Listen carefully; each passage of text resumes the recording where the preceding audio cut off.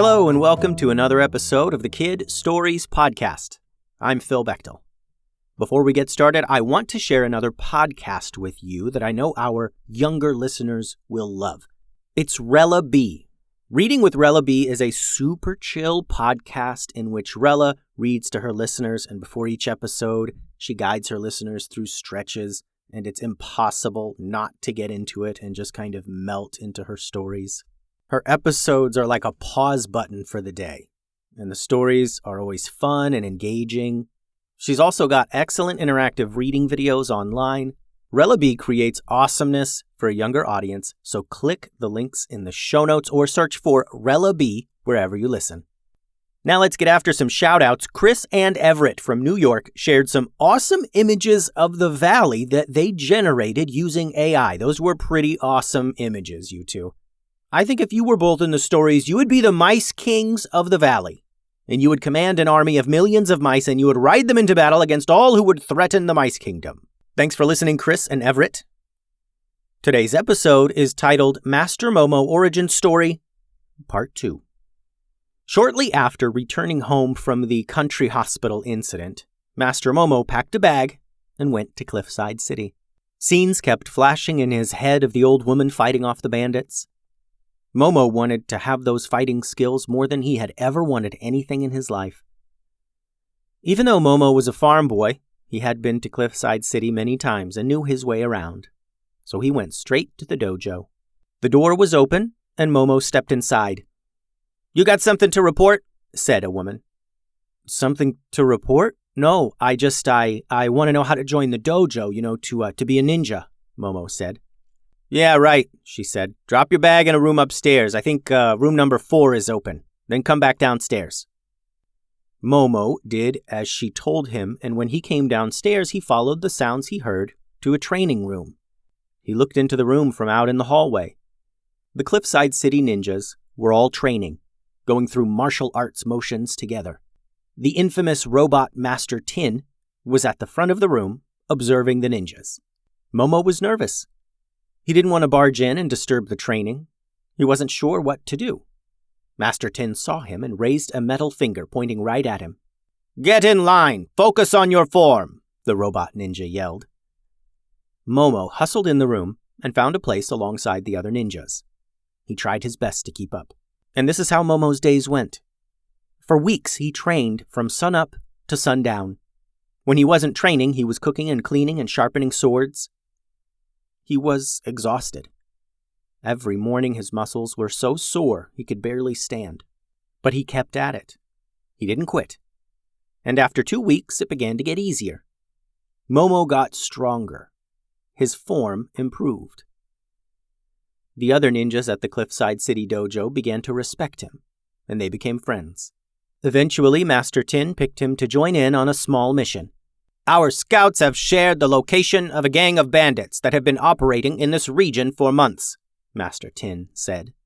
"We finally know where their hideout is, and we're going to get them. Momo, Alice, Roomy, pack up and let's go. Now." Aside from regular city patrols, this was the first time Momo had been invited on a real mission. He grabbed his adventure bag and waited outside for the rest. Hours later, they were closing in on the bandit gang who had concealed themselves nicely in a cave near the western cliffs of the valley. This particular cave wasn't very deep, and they could hear the bandits, their voices echoing and drifting out into the night. Master Tin led the group, silently stepping closer and closer to the cave opening. Once they were all right there near the opening, he turned to the other ninjas and nodded. Master Momo, trying to make a name for himself and impress his new dojo master, rushed into the dark cave. He followed the flickering light to a room filled with bandits. Torches on the wall illuminated the entire space. It was filled with stolen goods. Chests of treasure, tables full of weapons, potions, everything the bandits had been stealing these past few weeks. When Momo entered the room, he didn't stop to survey the area. He leaped at the closest bandit and attacked. Unfortunately, this was easily the largest bandit he had ever seen. This massive brute had muscles as big as Momo's head and wore a big hairy helmet with bull's horns that nearly touched the roof of the cave. Momo attacked this bandit using all the moves he'd been learning at the dojo, but it felt like he was attacking a stone statue. The bandit didn't budge. The brute reached out and grabbed Momo's arm and held him up in the air like a toddler. Momo hacked at the guy's arms with his fighting sticks, hoping to hurt him enough that he'd drop him to the ground.